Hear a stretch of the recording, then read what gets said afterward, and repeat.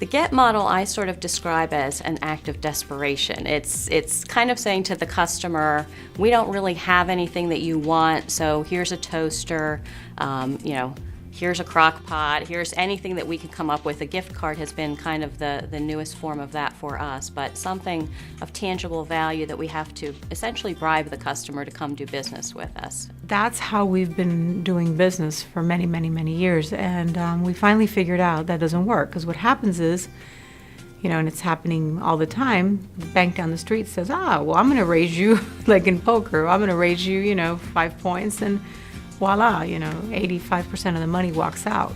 The downside to me feels a little desperate, I think, when you have to pay someone to do business with you.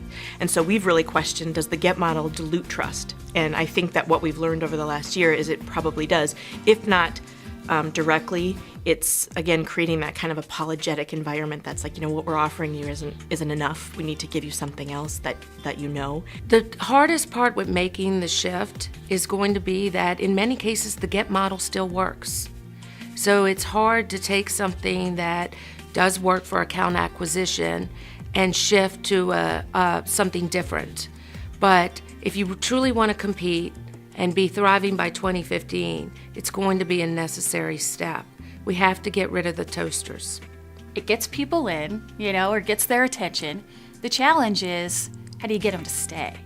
So when you look at it from a sustainable standpoint, you're always competing with what's happening down the street and what they're going to do to get people's attention and get them in.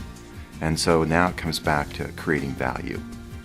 And that's a challenge. I mean, it has to be differentiating. It has to resonate with the consumer where they're willing to pay for it.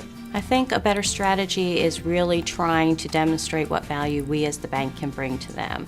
And one of the things that we are known for is our knowledge about the industry, about financial matters, being able to help customers plan for their future.